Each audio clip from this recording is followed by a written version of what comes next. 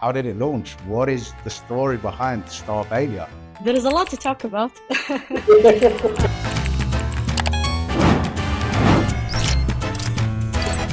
started working as a project manager, very boring job. I went to my boss, quit my job.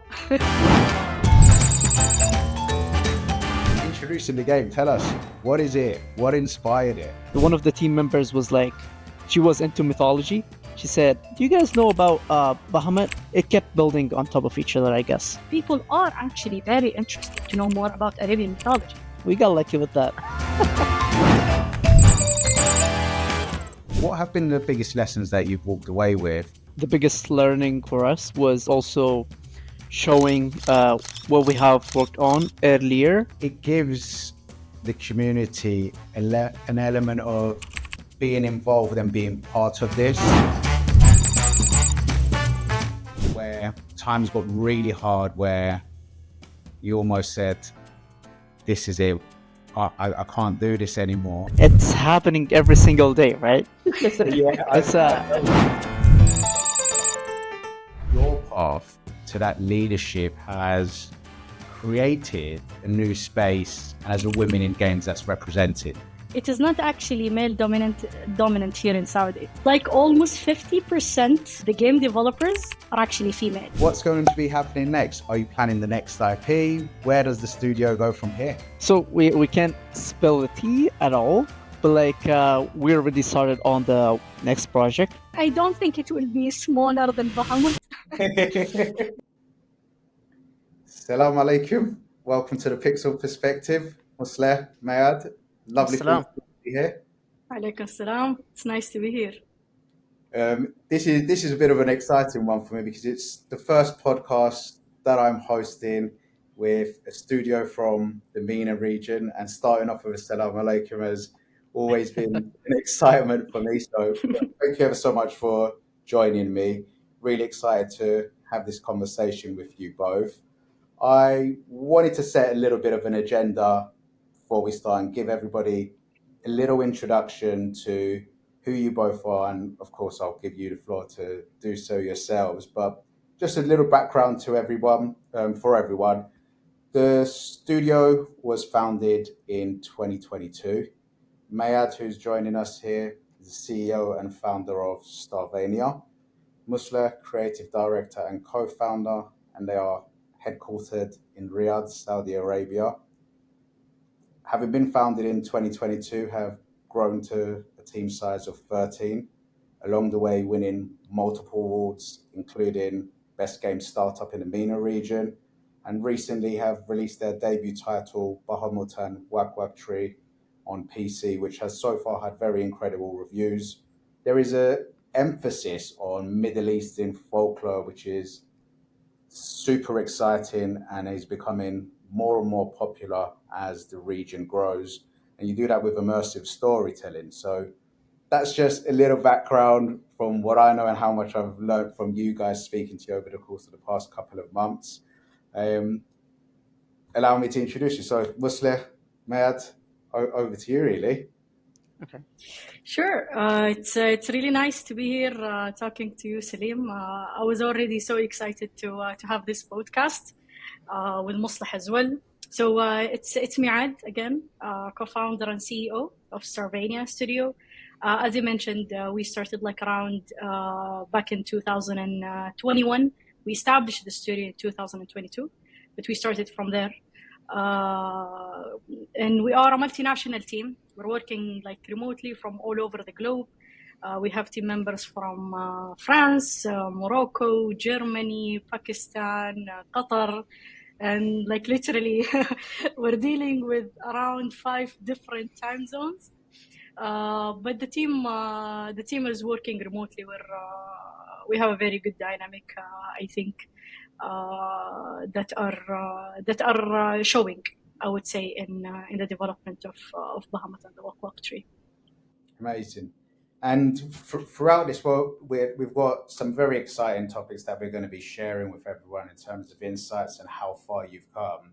And some of those topics will include the story of Starvania, creating Bahamut, the lessons that you've learned from your first title, which is always an interesting topic. Building in an emerging ecosystem, again, super interesting. The growth in the region and women in games and leading change, super important topic as well, especially in game development. And what's next for Starvania? So to set it all off, I'm sure everyone's going to be super excited to hear about this, the story of Starvania. So let's begin. How did it launch? What is the story behind Starvania? Well, there is a lot to talk about. Yeah, let's start from the beginning. So I personally started game development since like back in 2013, where there was no gaming industry back then in my region. There was no awareness, no game development, no talents, nothing really. It was purely self-learning. I've developed a couple of games during my college years, and I wanted to like graduate and build my own game studio back then. But it was very challenging. There was no support, there was nothing. So unfortunately, I started working as a project manager in a tech company, very boring job for around like 3 years. And I was like literally trying to work on game development on my free time, and also even tried to build my own studio during my job, during working with my job, but I couldn't. Like my job was taking a huge part of my time and effort. Then like all of a sudden, back in the time, my country launched the very first incubator program specifically in gaming. It was called Game Changers program. It was running by the Ministry of Communication and Information Technology. So I immediately, with no questions asked, no brainer, I went to my boss, quit my job, and like all of a sudden, it was a surprise for them, because I was almost getting promoted, but then I just took the way out, you know.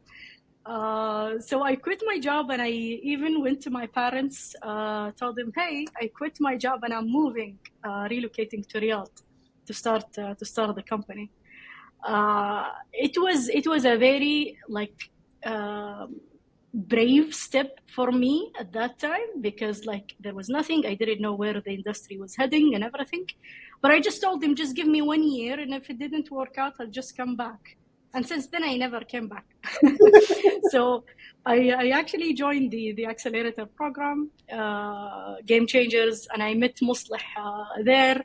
And it was like it was a 1 year program running also by DigiPen, Institute of Technology, which was a very amazing program. Honestly, it was like helped us building the setup of the overall industry knowledge.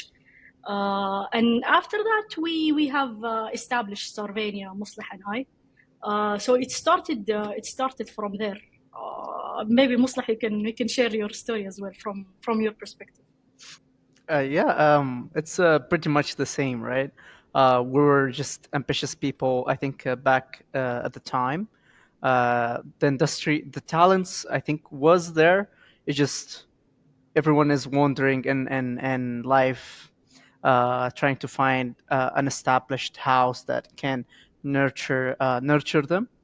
And then I I think Game Changers was the first step the kingdom was taking towards gaming, but in a bigger scale, right? I think there was some other initiatives, but this one was, I think, one of the biggest ones that they took in terms of incubation and then acceleration part of the program.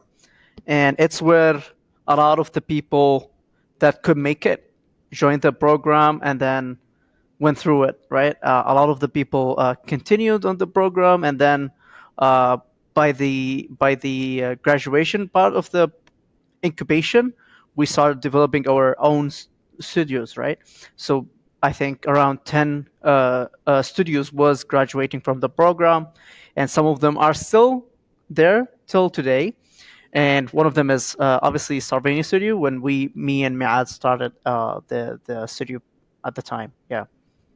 It's incredible. So, when you were first aware of the accelerator and incubator programs, in order to enroll into that, what does that process typically look like? Is it a long process to be accepted into it for others that are starting off on that journey? So obviously, a lot of people registered to the program, and then they were a lot of interviews, a lot of questionnaires and testing, and then they only selected the most, I would say, ready people for the program, right? Because maybe you're the best, but you don't have the time for the, because you have to be totally free, right? It's not a part-time program. It's like a full-time program from like in the morning until late afternoon, and some people stay in the, it's studios, right? So it's a studio setup. There's like classes for game design. There's classes for programming. There's class for art and visuals. So people stay sometimes even after hours, right? And if you have like family at home, that's it's I mean it's a difficult industry, right? But it's for the most ready people. If you join, you have to be committed. It's a full time. Otherwise, um, you can join other type of programs that are fit to your needs, and there is like some part time programs. So yeah. It's essentially all or nothing at that point. You're giving everything that you've got, full time commitment, and it becomes Yeah. your new home by the sounds of it. Yeah, So it was. when you both met during this incubator, did you both jump into work with each other from the beginning? And was there an idea in your mind of what that gap and opportunity you saw from the very early stages, or is this something that evolved during that course? So during the program, we were working, like before establishing the company, we were working on different projects with different people. So we were jumping from one project to another, trying like to practice game development. And by the end of the program, we establish the company. So you got to choose exactly the people that you wanna build your company with, right? Love it. So I got to know Muslih from very like at the beginning of the program, and we were already clicked. Like we were having a very good dynamic together. So that was how I would say the program was operating. So I already got to know Muslih from different projects. We work on different projects together, and we found out that we somehow have the same beliefs and vision of building Starvania. So that's how we got together. Love that. And how do you see Saudi Arabia's creative energy? Because the energy around the region is incredible right now, especially the Yeah. amount of investment that is going into game development, the passion behind it, very young generation.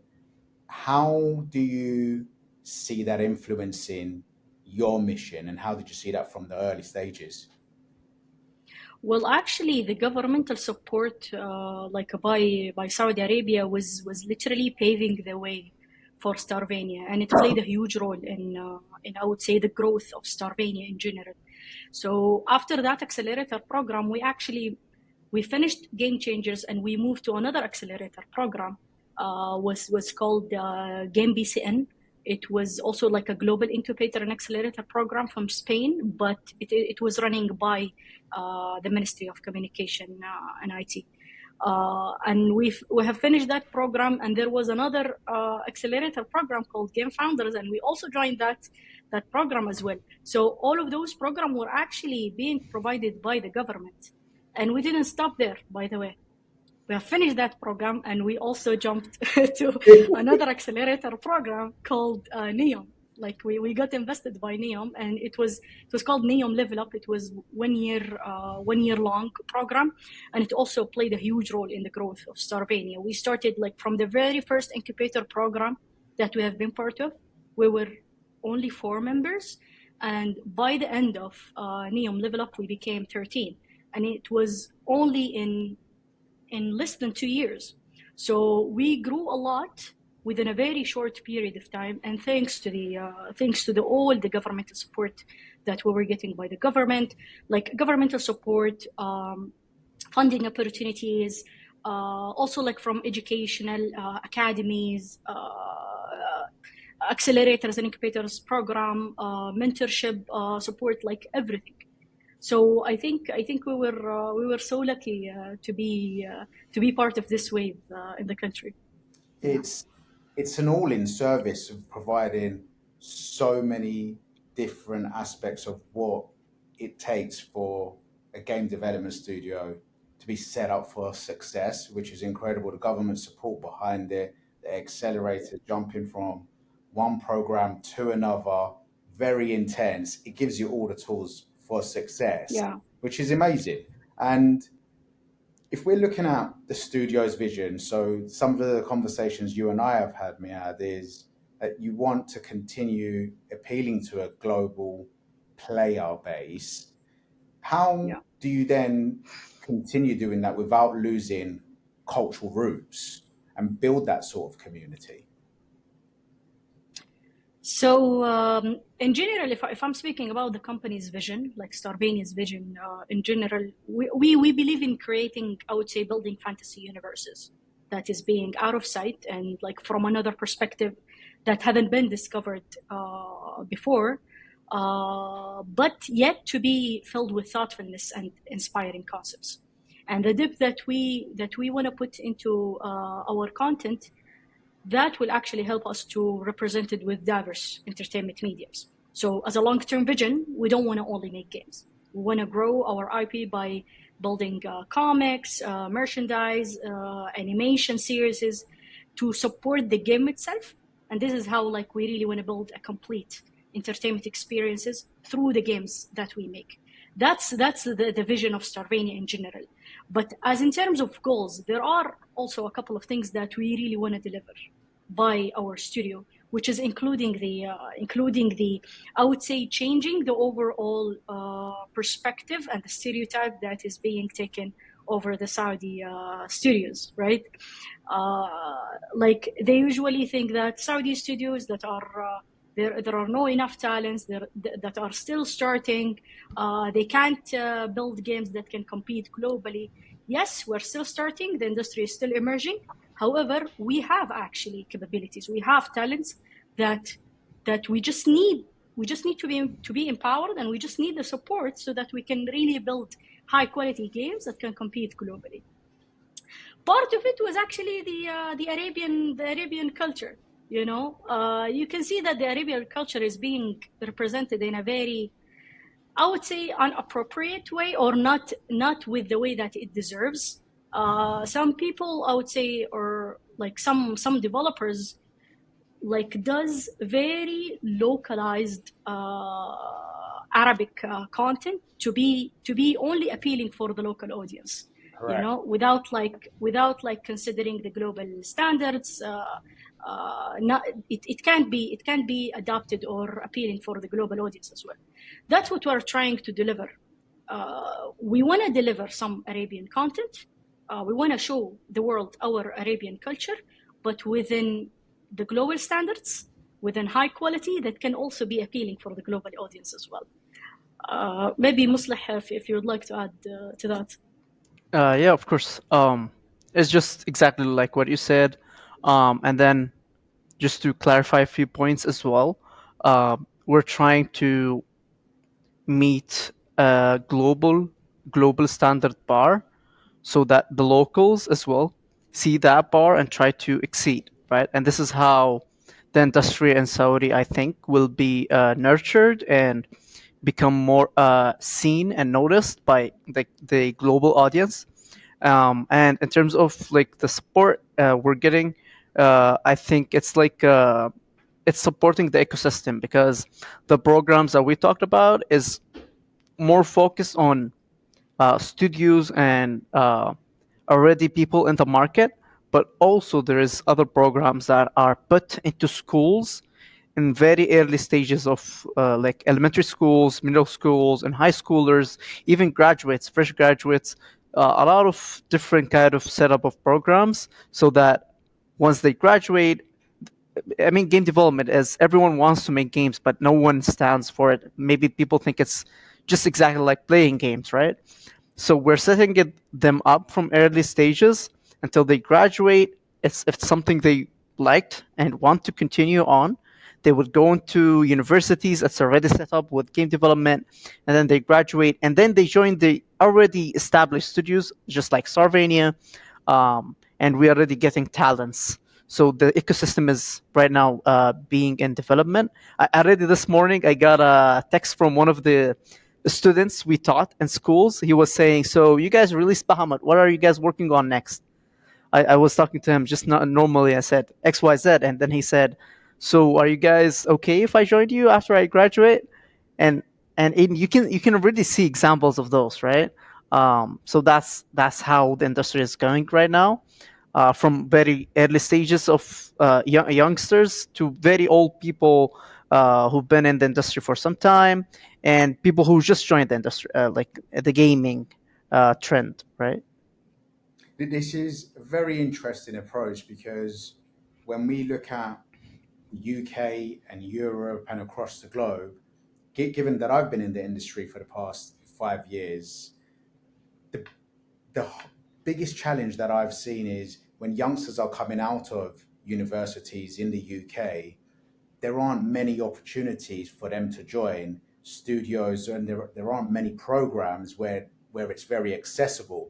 So what Yeah, we're seeing in the region now with the incubators, accelerators, the university government backing is that we're educating and giving the tools to the youngsters for them to be set up and have somewhere to go that's going to build the future ecosystem. And exactly. Yeah, that's something that hasn't been done for many years. So the way they've approached this, I think in the next 5 to 10 years, you're going to have such a big talent pool of people that have Yeah. been there from the beginning and have had the opportunity to break through rather than just being left on the sidelines. I think yeah, that's pretty incredible. I love that. So this is going to be an interesting part for you, Musleh. of course. So creating Bahamut, which is your debut title, introducing the game. So we've gone through all of the programs, program after program, then the game development starts. So introducing the game, tell us what is it? What inspired it? Yeah, obviously Bahamut started from the first program, right? From Game Changers, and the way we started it was we started with only experience, an underwater experience. We just want to achieve that, like the movement, the feeling, to have that fine tune that the player once they touch the controller, they have the best times of their life by just moving around, and that was established throughout Game Changers. And like we can share a lot of the development process with you later, but we proved the concept that an underwater game can be fluid, it can be controlled, it can be easy, and that's the first part of the program. We have a setup, we have the aesthetic and the setting and everything done through that part. But of course, like any other studio that just starting out, uh, the ambition was too big for us. We thought we could make it because we did a good game feel, but that's not just it, right? We overscoped obviously, and but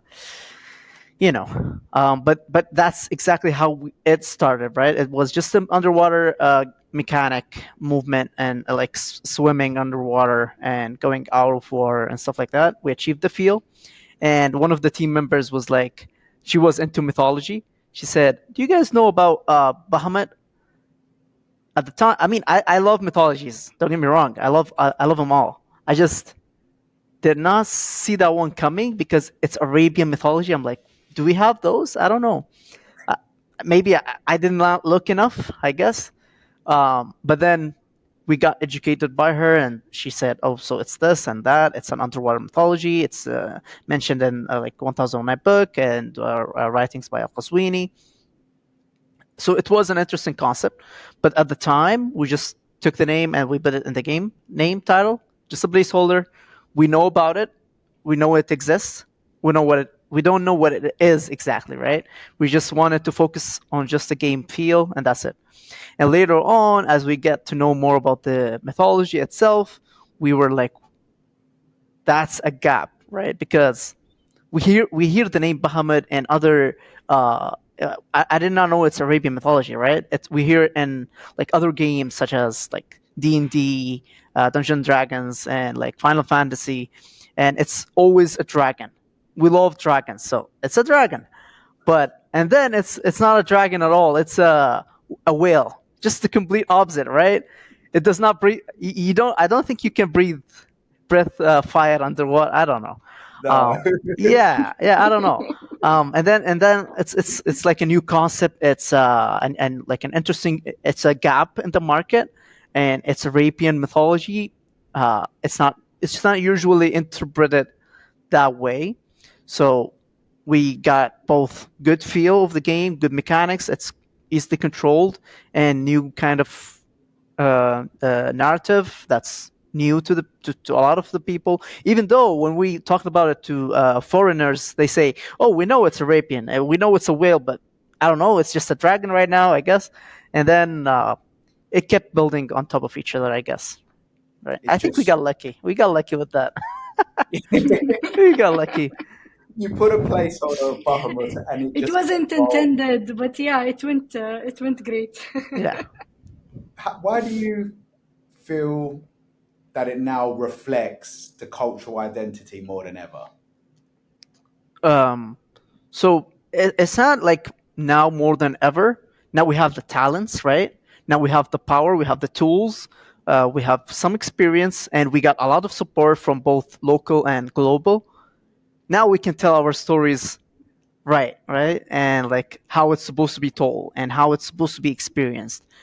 We can tell people, look, so this is Saudi, so this is Arabian mythology, so this is like what we can do, and a lot of. I mean, I go to a lot of game events, both local, global, and the region, and it's getting it's all, every like quarter and every annual events. I can see a lot of improvements, and the people and the games and a lot of even localized games right now. I see a lot of them. It's amazing. Right now, it's not just a story. It's if you want to make a Arabian localized story, you just I mean go write something, right? But in gaming, as it's emerging now, it's it's a powerful media, right? And now we can tell our stories in the best way it can be, and people can experience them and play with them, right? Yeah. That's I think that's how. Yeah, I see Yeah, it. and also I think like at the beginning we were a bit concerned of how are we going to showcase Arabian mythology, like a local content and like a local content to the global audience, and how would it really be appealing to them? But then when we started like showcasing the game, like globally in some global events, we saw that it was completely the opposite. Like people are actually very interested to know more about Arabian mythology because Yeah. it's something new. It's something they have never experienced before. I mean, they played a lot of games that are inspired by Greek or Japanese mythology, Persian, but they have never seen like a game that is inspired by Arabian mythology. So people are actually very interested, and we got a lot of like exposure only by this fact, you know, and especially when they knew the fact that oh, they have played Final Fantasy, but it wasn't even a dragon, and it's not a Japanese mythology. We weren't trying to make Final Fantasy look bad, but we were trying to correct the image, you know, and people like that. They started to yes, they want to know more about it and whatnot. So it was amazing to see the perception for the game. Yeah, Yeah. people always want something new. Yeah, That I kid you not. A lot of the players played the game in Arabic as well. They thought, oh, it's mythology. I don't want to understand what exactly it's saying, and I think it was adding more to the experience because they hear Arabian Arabic like sound. It feels more like hyped, right? And it's like always loud, and you just feel hyped and it was helping the experience. A lot of them just loved it because it was in Arabic as well. Like wow. So yeah, You become immersed in it. It's out of the ordinary, and when something's new, you you're completely immersed. So yeah, I understand that. What do you feel? And Meaad, so I'd love to ask you this. With the first title, there was scope that creeped in. What do you feel aside from the scope that the biggest lessons you didn't the biggest lessons that you learned that you didn't expect when launching the studio and the game from early prototypes as well? What have been the biggest lessons that you've walked away with that's now going to pave the way for the future?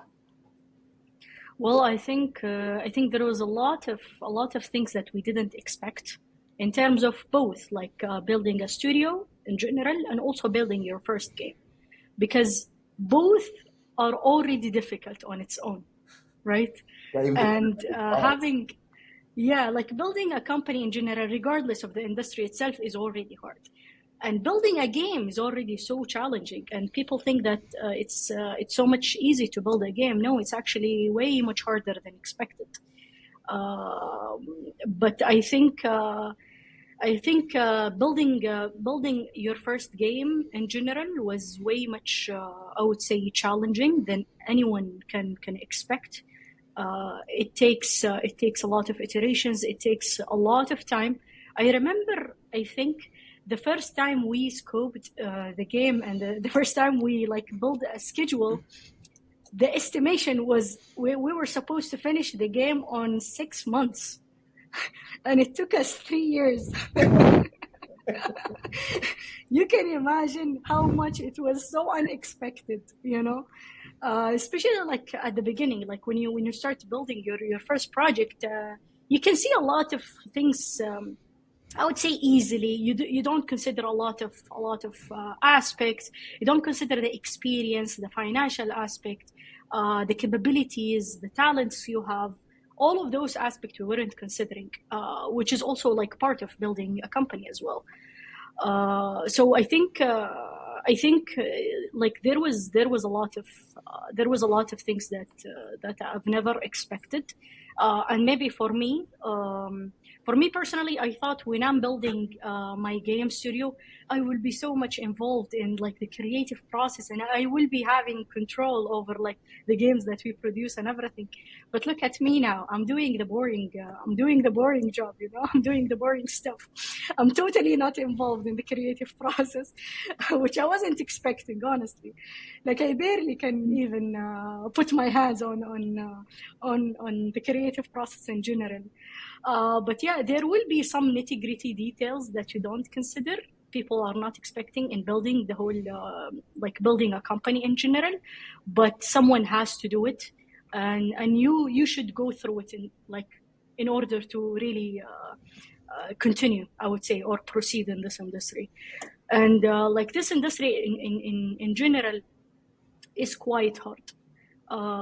Failure is highly expected, and a lot of people that we know actually quit even like completing building their studio because it was just so challenging. They weren't like committed enough and passionate enough to continue, which I think it is the most challenging part that people usually underestimates, but it's way much harder than anyone expects. Yeah. yeah.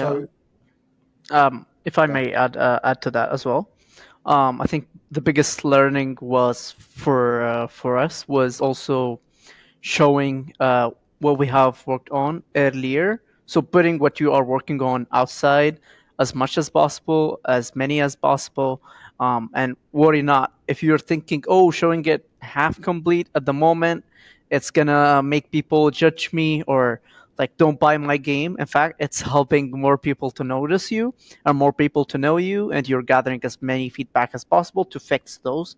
And at these times, people appreciate transparency and being involved in your game.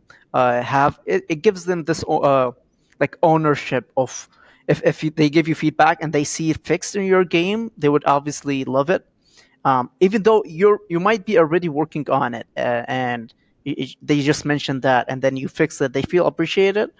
And I think that's the biggest learning we got, as we were mostly constantly worrying, what do we show, what don't we show, and we just avoid showing everything. Sometimes a lot of the content at all. Like we're just, oh, we won't show it until it's ready, and that's it.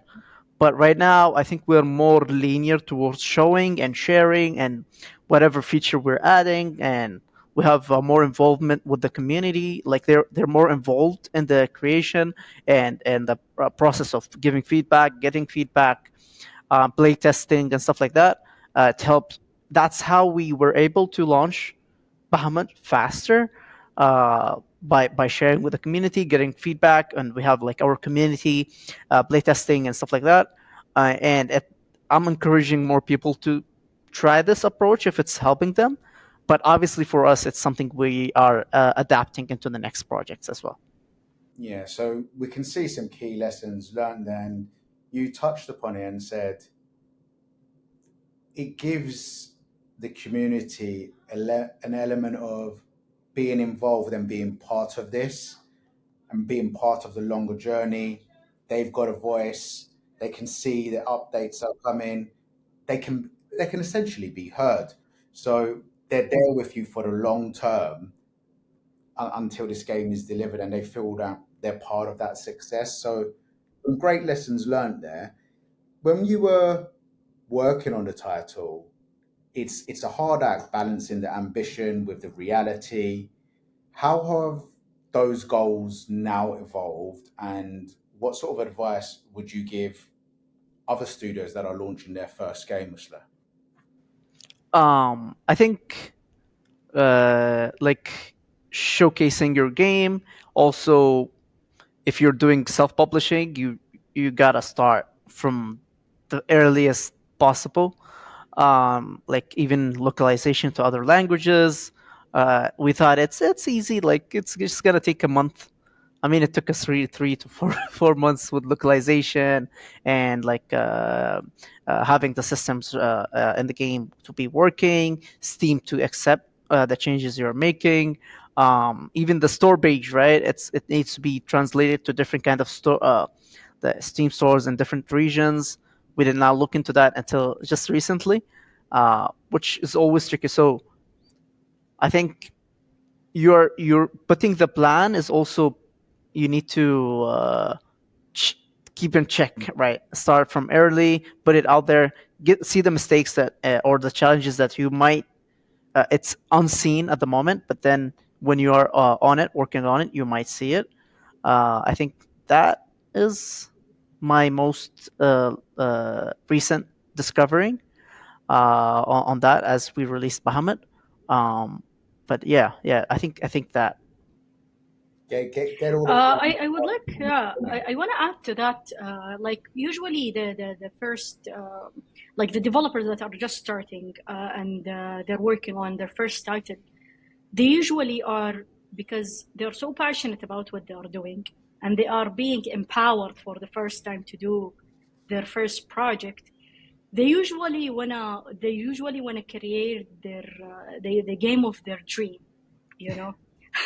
I wanna do a very good game that will be selling hundreds of units, that will be trending, basically like developing the next Call of Duty or the next Overwatch, that that type of mindset, which we were there, like we're there. And that was actually one of the major lessons that we took away, because like at the beginning you usually are very ambitious. You wanna create a very nice game. You want to put all kind of features that you have in mind in one game. You just mix them together and put it because that's your chance, but that's actually I wouldn't say wrong, but you better start with a very small scope. Try for the first game. It would be better to try with a very small scope, with a small project that you can learn from and you can fail fast from. Yeah. I always like hear this phrase, fail fast, but I've never like knew the actual meaning of it until we fell into it, you know. It's better to fail fast so you can learn from the overall development life cycle, and then you can start doing whatever you have in mind, all of the creative process. You can go crazy with the next project, right? So yeah, that was actually one of the main, I would say, lessons that any I would say new developer that want to start their project, please don't go crazy on the first project. Yeah, I think the goal should be release a game, right? If it's your Just first release the game, game, just get it release a out game. there. Yeah. Yeah. Yeah, release a game. Don't think that you're going to release the next Call of Duty from your first one, selling millions of copies. Keep the scope Yeah. small. Plan from an early stage in terms of the Yeah. store pages, the publishing, what's going to happen with it, the localization. Start small, grow, make some mistakes early on, learn from the mistakes, and do better. That's great. So, emerging ecosystems. This is a huge topic, and we were at Pocket Gamer a couple of weeks ago. So, building a game studio in Saudi Arabia, do you feel that it was easier than expected, or did it come with the hardships? Well, I can say, um, well, the easy answer, I would say, yes, it was easier than what we expected. Yeah. Not because we didn't work hard. We need to give ourselves credit, like enough credit, that we have been working so hard on building the studio and building the game. However, I think back then, if you look back like 4 years or 5 years from now, there was literally nothing. There was literally no kind of support in the gaming industry, no awareness, nothing. So I think if I try to build my studio back then, like 4 years ago, I wouldn't be able to really survive I would say, with the same level that I am surviving right now.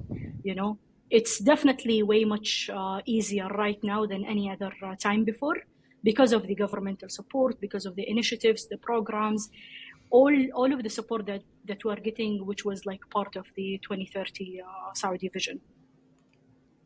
Yeah.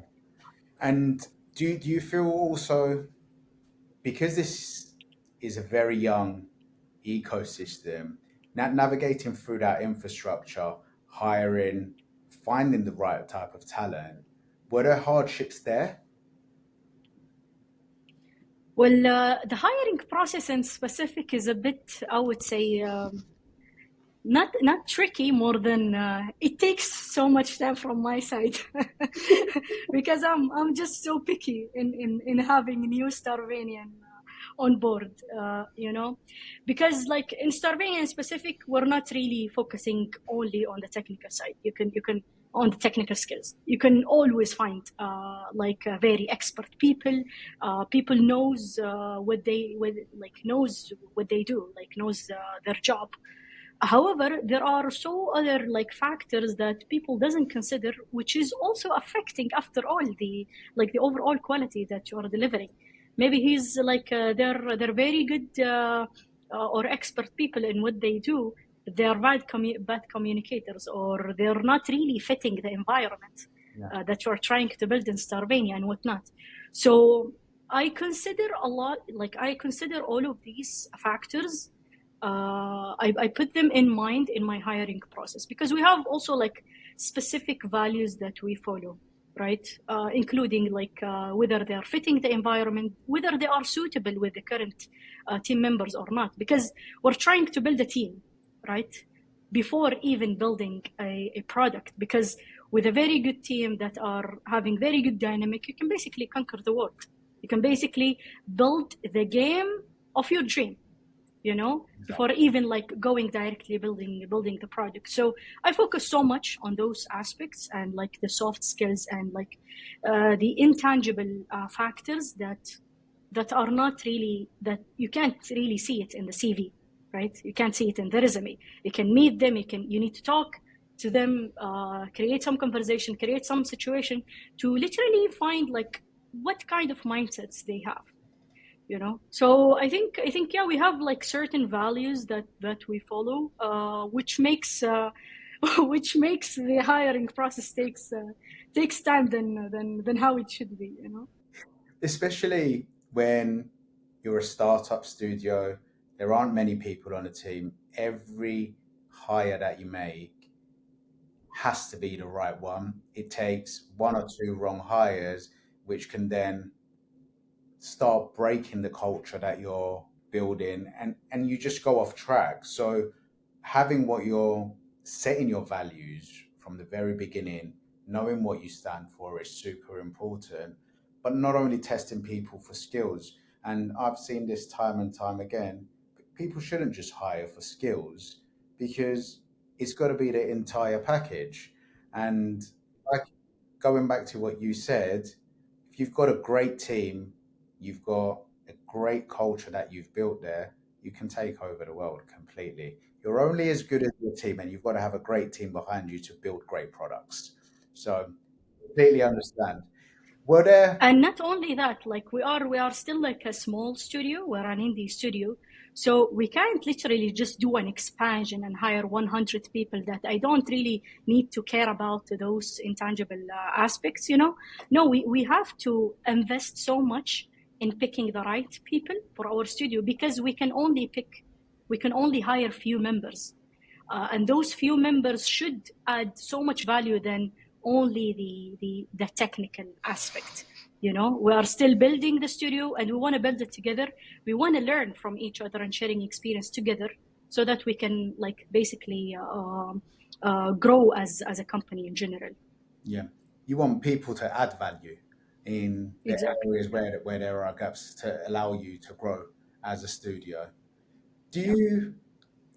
Last question on this part. So, were there any moments where times got really hard, where you almost said, "This is it. I can't do this anymore"? And was there a moment of something that said, "You've got to keep going"? Muslim smiling.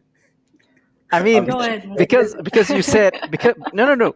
I mean, you said, is there any moment? It's Yeah, happening every single day, right? yeah, It's I've noticed. it's been 3 years.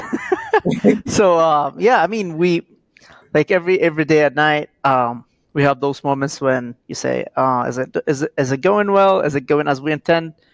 And especially because it's the first time, and we are seeing ourselves killing a lot of the things we are working on. A lot of our ideas and crazy ideas and like creativity is being killed because of time, scope, or maybe just it did not go as we intended. It does not look as intended, and a lot of people don't play the game as intended, right? So yeah, seeing those features killed, or like not there yet, was telling us, so are we really gonna do it? Are we gonna continue this? And a lot of the time, me and Meaad were like, do we just kill the project and go next? Like, come on, let's just do that. Start smaller, because we were at the stage where we are far advanced in the project, where it's harder to notice what is the issue, right? Because there's a lot of issues on top of each other, and it's complicated. And I mean, we got support, right? And people were backing us up. We were backing each other up. So when I'm giving up, Miad is like, "No, we have to keep going. We're almost there. We're close." And when she's giving up, I'm like, "No, we're almost there. Let's just keep going." And it's all we just keep pushing each other until, and then we were at the point where it's just a tiny bit to completion, and it's when like we're pushing each other, where all right, so it's just this small bits of features, or just spend this. And the good thing is we had a defined time, like, all right, so it's just 1 month from now. What can we do? All right, just only the highest priority. Everything else was killed, because it's like it's I think we'll continue developing right after, right? We're gonna receive feedback and we're gonna iterate. The most important parts was the game out there, and it's not breaking. It's played from start to finish, and most of the people, like 90% of the people, are gonna have a good time playing the game, and the last 10% or 5%, they might face a few issues that we will be fixing and working on it during after the post release, right? So yeah, that was how the experience was going. I think there was also like there was many moments, as Muslih said, that we wanted to kill the project. Like literally, we started to think that Bahamut was a cursed project that doesn't want to end, you know, because it went through a lot of ups and downs. It went through like a lot of iterations. Basically, like it's a long story, but in general, at the beginning, we started the Bahamut as an action adventure game. It was completely different from the game that you're seeing right now. It was an action adventure, has like enemy, a combat, boss fights, and a lot of things that is completely different from the final project you are seeing right now. And then after we started working on the action adventure version, then we started to feel like, no, that's not actually it's not really turning to the vision that we had in mind. Then we pivoted the game direction. Second time, we made it like a Metroidvania game. And then we started working on a Metroidvania, and things started to also not go within the way that we wanted to be. And then we also pivoted the final direction that you are seeing right now, which is the somehow puzzle adventure underwater, relaxing environment that are focusing on the narrative. So it was completely different from the way it started, to the point that like every iteration, we look at each other like Muslih and I, we say, you know what, this game is just so cursed. Let's just kill the project and just move to another game. I mean, come on, khalas. You know? Khalas. It's khalas. It's the actual khalas, you know? So you almost killed this game on three occasions. There's been multiple pivots, but you got there in the end. And and seeing the game right now is out in the market, is being released, is just a huge achievement for us. It doesn't really matter whether it was selling or not. At least we did it. We have a game out in the market.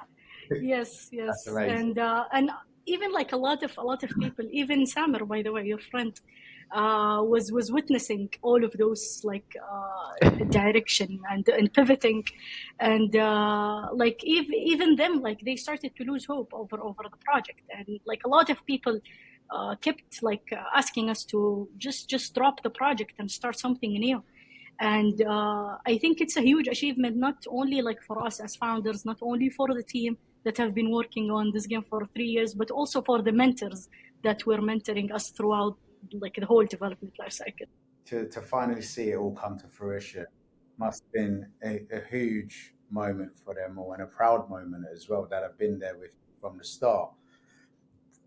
Really quick question on the funding and growth in the KSA. We'll touch on it really briefly, but it's evolved over the past few years, and we discussed it earlier on in this conversation.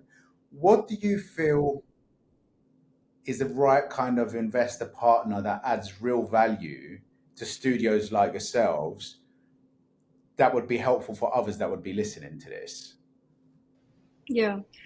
I think at the beginning, the funding opportunities were like in my country, in Saudi, were part of like accelerators and incubators program.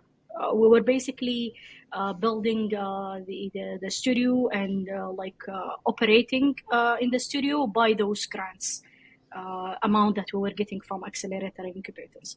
We wanted to elevate that and go with an investor. However, there was no, like, I would say, investors that has good knowledge in gaming. And that was the thing that was scaring us a little bit from going to that approach, because we don't want to have like investors just for the sake of getting his money without adding any additional value, right? We want a strategic investor that has knowledge in the gaming industry that can take us to the next level and also connect us to some people in the industry, getting us some opportunities and whatnot. That wasn't there. I would say, like maybe 2 years ago. But now you can see that is a little bit changing. Now you can see a lot of VCs or investors are now focusing specifically on gaming, and is being like it is actually running by people experienced in the gaming industry. And I think that was the thing that was missing, and that was the kind of partnership that we wanted to have as a studio, you know. And not only that, I think because we, like as Starvania in specific, we are a local company working in Saudi Arabia, so we have some exposure in the MENA and the Saudi market, but we are also targeting the global market as well, right? And we want a strategic partner that can understand both markets, you know, the global and the local. And we didn't have that.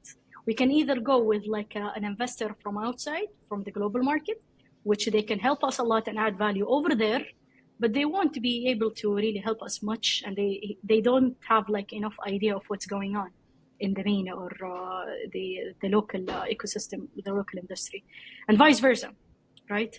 And I think that is changing over the last few years. You can see a lot of people are now really experienced. They know how the industry is actually working outside within like the global market. They have connections over there, and they also know how the MENA region works and what is going on in the Saudi market as well. So I think that is somehow the kind of partnership that we were looking for. Yeah, it's strategic more than the quick win of investing money in and waiting for their returns. What can we do locally? How much do you understand the local market? And I think where it's evolved so much in the past couple of years, and there's been a huge interest from people that are coming outside, VCs, investors, etc., and they've been educated now, and they've got a vested interest into the region. You can see where strategy will always come above just an investment of money for the quick win. Absolutely. Yeah. Absolutely. So this comes to you, Meaad, and it's having worked in the industry now, it's not very common to see women leaders, women in games. It's been male dominated for a number of years, and you've had the opportunity as a woman to come in, form a studio, especially in the MENA region. How do you feel that your path to that leadership has created a new space in the MENA region as a CEO, founder of a business, and as a women in games that's represented? Well, let me give you a surprising fact for you, Selim. It is not actually male dominant here in Saudi. It's like almost 50% of the game developers are actually female, which is surprising for a lot of people. They think that it's a male dominant industry, especially in Saudi. But in fact, like I was even like surprised myself on the very first incubator program that I've joined, the Game Changer one. It was literally around 50% were female. That's incredible. Which was very surprising. And there is a lot of female CEOs, by the way. I'm not alone. Yeah, there is a lot of in Saudi, in Saudi specifically. In Saudi, yeah. Yes, but people doesn't see that. People only sees that. I would say the very superficial facts that it's a male dominant. They don't see a lot of female, but they are actually there. But they're not maybe. I would say promoting and like being proactive or like being out there so much, so people doesn't really know much about them. However, there are actually a lot of other female CEOs that are currently running their studio. I know them personally. They are my friends. They were actually the first they were graduated from the first incubator program we have been part of, Game Changers. I think around 10 studios have been launched by Game Changers program. 5 studios was actually running by female CEO. Yep. Yeah. Which is so I don't feel like it is something honestly like something off or something like because I've been receiving this question a lot, by the way, Salim. Yeah. Like a lot of people keeps interviewing me, like, Meaad, how do you feel about being a CEO in the MENA region and Saudi specifically? Well, my answer is I don't feel anything.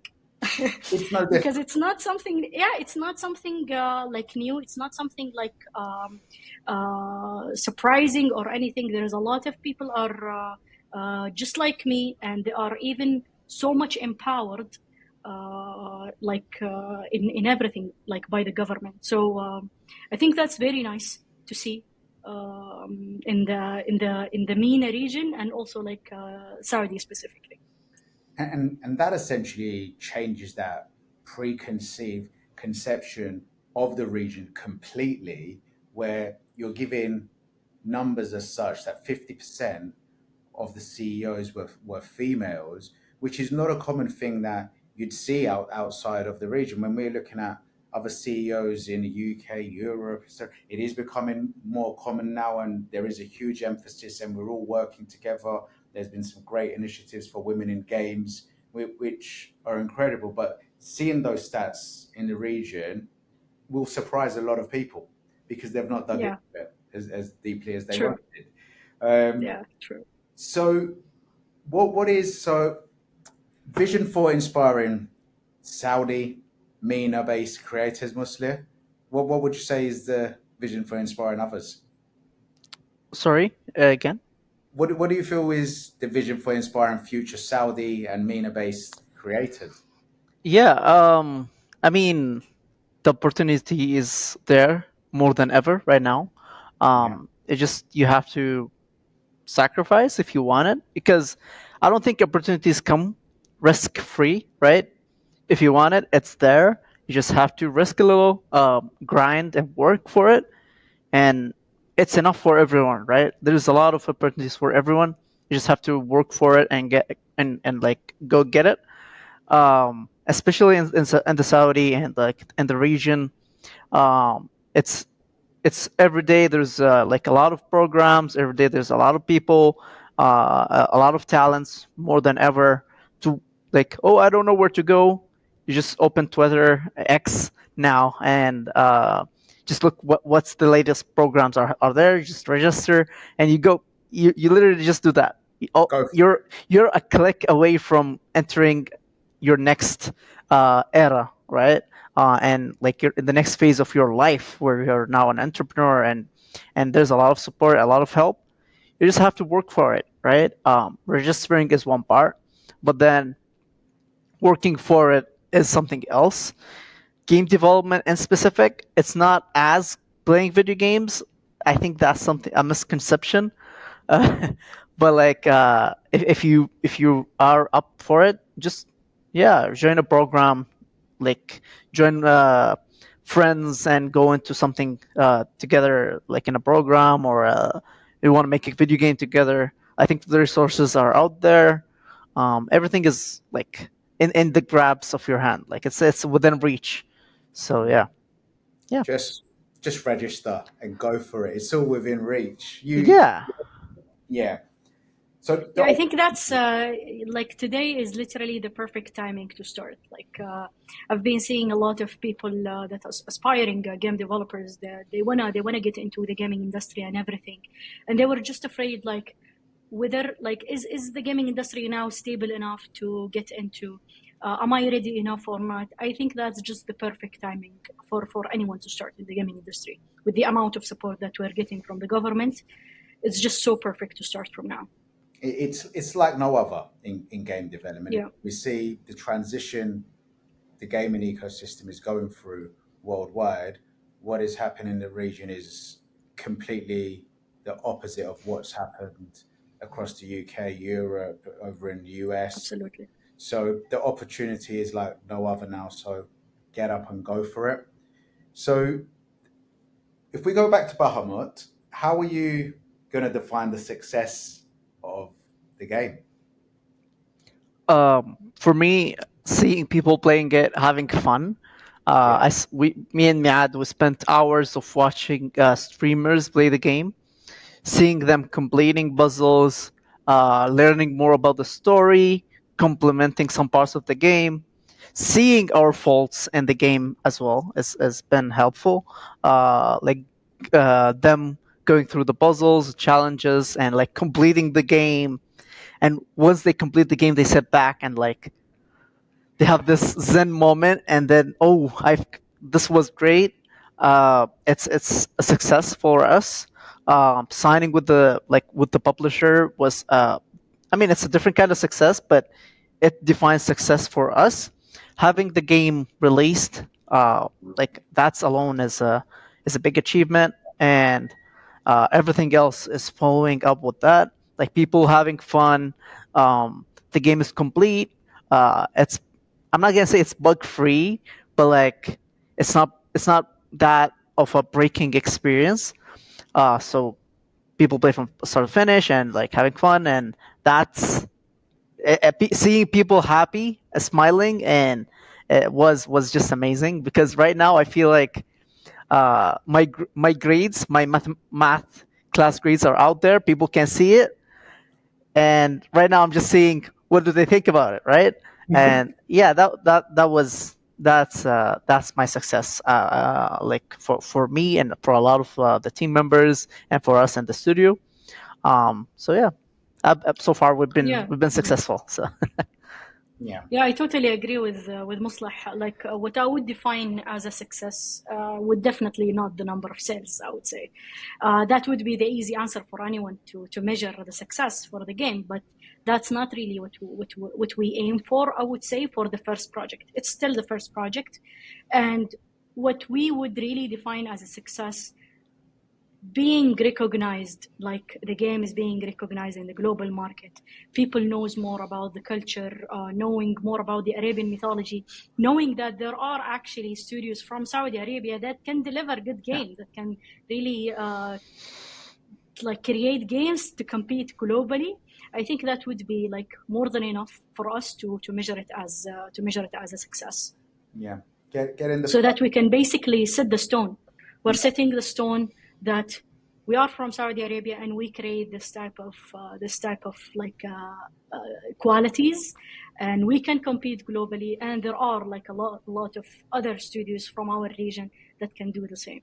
yeah, I guess you create a belief for the others that are just behind you, that are just setting off.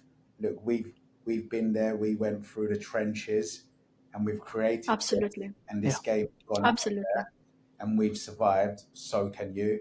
Each person's success is completely different, and you've outlined the number of successes that you've seen. People being able to recognize you. The studio from Saudi Arabia that has gone through these programs, that have created this game, and is now being reached out to on a global scale. That's what defines success. Incredible. So, Absolutely.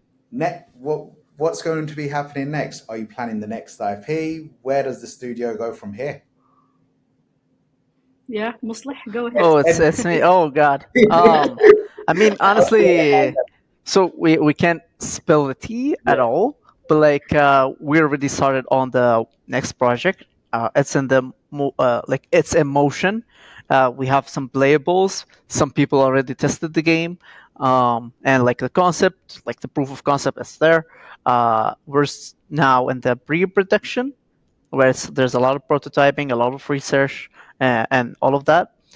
It started before Bahamut's release, but now, as in we're in release, so we are doing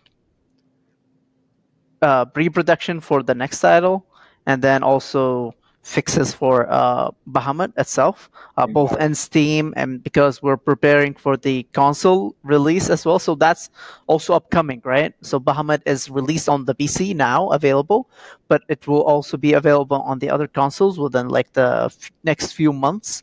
So we're preparing those two.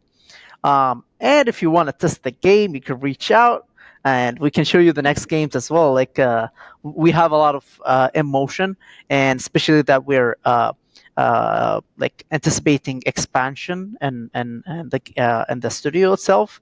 So we are increasing our talents pool. People are going to work with us. Hopefully, like there's a lot of interest, and yeah, that's what's happening next for us. And I'm sure everyone in the region is going to be behind you, and everyone on a global scale once the name continues to grow. Bahamut continues to grow, especially with going on to console as well in the next couple of months. Everyone will be behind you and wish you every success with it. So from my end, and I'm sure from everybody else, all the success. I'm sure the scope is going to be smaller this time. We'll see. We'll see. We'll see. Some scope lessons have been We'll learned. see. Yeah. We're basically using the learnings, so we're using a lot of what we already worked on from before. So, like a lot of the systems, that's how we kind of develop things. It's more modular to be used in different projects, and that's alone saving us like 6 months of development or like 8 months of development. That's good part. Uh, the not so good part is what we'll be talking about next few years together, inshallah. So Yeah, but I mean, at least now we have the luxury to maximize the scope a little bit because, as Muslih said, we have a lot of things that we can reuse, systems, and a lot of things that will actually accelerate the development life cycle in general, which is great. So yeah, I don't think it will be smaller than Bahamut, but what we can assure you is that we will be hopefully developing a very good game, which is completely different from Bahamut, by the way. We can't say much about it, but we can assure that it will be an amazing game. I am looking forward to it. And final words. If look, we've covered some really good topics here, and just going back all over it, if there was one thing you'd change, if you could do all of this again, what would it be? If there was anything. I don't want to sound like that cheesy person and say I wouldn't change anything, but like I would have been more encouraged and brave and sharing like what I'm working on and with the people. Just throw it out there, show it to the public, give feedback, work, iterate. I think the results of the game could have been way much better with these small showcases of the game, right? And I don't think it would like a lot of our fear. My personal fear was like, oh, if we show it, it's not complete. People would hate the game, or people would steal our ideas. I don't think people do steal ideas, they just get inspired by it, and that's one of Very the true. things we already wanted to happen, right? That's why we're doing a good game to set the bar so people take that standard and then increase, and that's how the industry is helping each other. So I think sharing what we are working on is what I would do next, or if I Yeah, have a time machine, I would have done that more. Yeah. yeah. How about you? From my side, I think I would be also from the brave aspect. I would want to be more brave in taking decisions without like fearing of how this decision would turn out. Because like back in like some of the decisions that we have taken the past few years, we were very stressed of how would this turn out, how would it be, what are the results, what are the consequences. I think we were a bit so harsh on ourselves, knowing the fact that this is our first project. We should be more flexible in learning from our mistakes. That's fine. Take the decision, like take the ownership of making this decision. Take the accountability of all of the consequences and move forward. Learn from it. You know, I think we were a bit like I would say very harsh on myself personally in Yeah, taking some of the decisions because I wanted to be like perfect. However, I forgot the fact that I'm just starting. I'm just starting. I should embrace the learning curve that I'm going through, and I think all of the studios that are just starting, they should embrace that as well. It's okay to fail. Keep learning and keep growing. That's fine. oh, I think they're super wise words. Be brave, be courageous. Don't be so harsh on yourself when you're starting out, and make mistakes. We're all human beings. We are going to Yeah. make mistakes. Learn from them Absolutely. and grow. Yeah. Absolutely. So we started with Salam Alaikum. How do And we end it? when مع السلامة. We end it with مع السلامة. Yeah. I'm going to end it with Khalas. That can work. Yeah. Yeah, I mean, خلاص is just a very versatile word. You can just use it however you want. Whenever and wherever you want. Yeah. Yeah. No, once again, look, thank you both for taking part. And I'm looking forward to seeing this come out soon.